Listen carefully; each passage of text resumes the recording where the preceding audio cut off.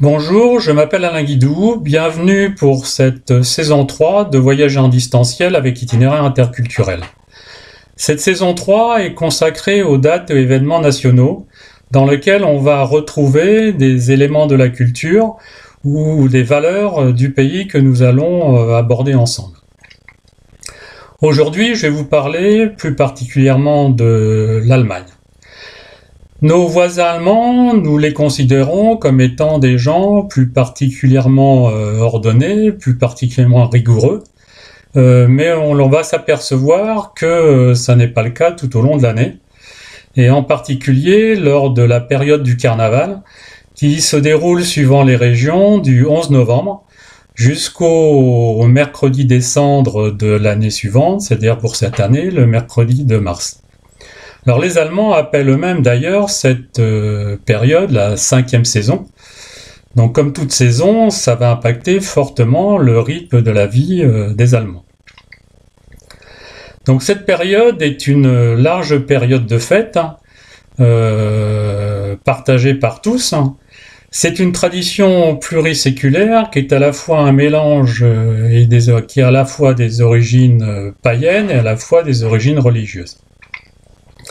C'est en Allemagne un moment où on oublie le quotidien, où l'on se révolte de façon symbolique contre les figures d'autorité, et puis un moment de partage intense ensemble, sans barrière sociale et sans barrière d'âge. On y retrouve durant cette période de carnaval l'attachement des Allemands à la tradition. On va retrouver également 3 valeurs importantes de la culture allemande, qui sont la relation au temps. Il y a un temps pendant lequel on travaille, il y a un temps pendant lequel on a sa vie privée ou pendant lequel on s'amuse. Le deuxième est l'importance de l'individu, également le rejet de l'autorité. Et quand on parle d'individu, on ne parle pas de l'individualisme, mais la reconnaissance de la particularité de chacun. Enfin, le troisième point est la notion d'appartenance et d'identité collective. Traditionnellement, le carnaval est plutôt développé ou existe de façon plus particulière dans les régions de l'ouest, du sud-ouest et du sud de l'Allemagne, mais on le retrouve dans certains cas de façon un peu plus modeste peut-être, mais dans la plupart des régions allemandes. Suivant les régions, le carnaval peut s'appeler Karneval, peut s'appeler Fasching ou Fastnacht. Le premier jour, donc pour certaines régions le 11 novembre et pour d'autres début janvier, le premier jour est un grand événement puisqu'effectivement c'est le jour de lancement des festivités et de la saison carnavalesque. C'est aussi le moment de la nomination des rois, des princes et des couples princiers qui ont la responsabilité de diriger l'animation carnavalesque pendant toute la saison du carnaval. Ces personnages ont donc des rôles importants et sont considérés comme de vraies personnalités. Lors de ce lancement de la saison de carnaval, défilent plus particulièrement dans les rues des groupes musicaux et puis également ce qu'on appelle des Büttenredner, c'est-à-dire des crieurs de rue, qui vont déclamer de grands discours satiriques, plus particulièrement contre la politique. De même, les uniformes qui sont portés par les gens des compagnies carnavalesques ressemblent à des vêtements militaires, et c'est bien sûr aussi une satire, une caricature de l'autorité militaire, plus particulièrement dans le cadre de ce carnaval. Donc l'esprit du carnaval, c'est bien de faire la fête et se moquer des responsables et des cadres et de l'encadrement civil, militaire et politique de l'Allemagne. Le point culminant du carnaval, une fois celui-ci lancé, se situe en février, et sur une période de 6 jours qui se déroule du 24 février cette année jusqu'au mercredi de mars, donc mercredi descendant. Durant cette période, une majorité d'Allemands ne vit plus que pour la fête et pour oublier les choses désagréables de la vie. Chaque jour de cette période porte un nom spécifique. Le premier jour est le Weiberfastnacht, c'est le carnaval des femmes. Et l'autorité est prise ce jour-là par les femmes de façon symbolique, contre l'autorité masculine, en particulier en coupant les cravates des hommes.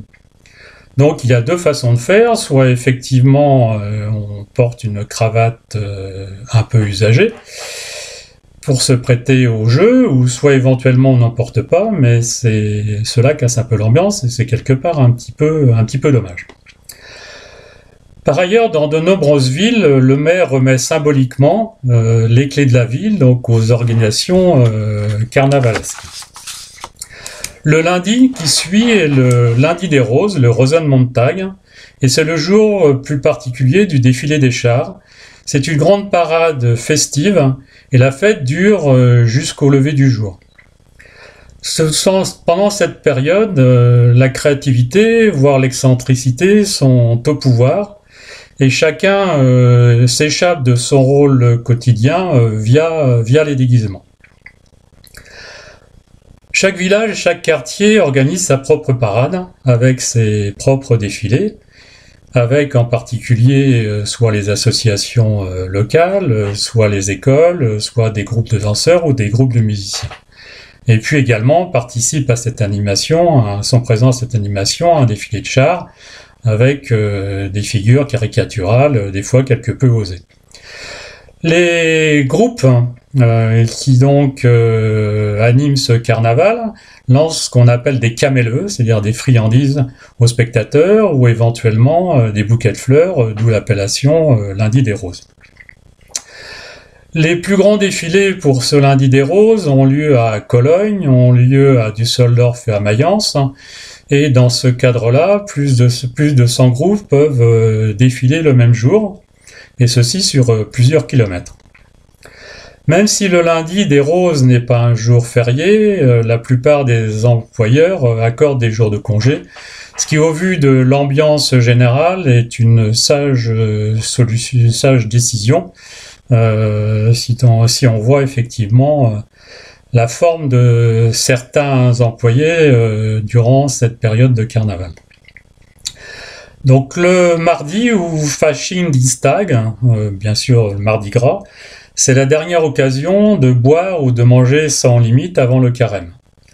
Dans certaines régions, on brûle un personnage de paille qu'on appelle le Nubel, et qui est tenu responsable des excès qu'on pu se dérouler durant la période du carnaval. Donc les péchés sont ainsi pardonnés. Le 2 mars, le mercredi des cendres, donc à Aschermittwoch, marque la fin des festivités et le début du carême. Parler du carnaval en Allemagne est une chose, le vivre est encore une autre chose et une expérience assez hors du commun. Et si vous avez l'occasion d'être présent en Allemagne à cette période de l'année, profitez-en. Vous aurez une toute autre perception de nos voisins allemands et aussi un souvenir de fête inoubliable. Je vous remercie pour votre attention et je vous dis à bientôt pour une nouvelle vidéo Voyager en distanciel avec l'itinéraire interculturel.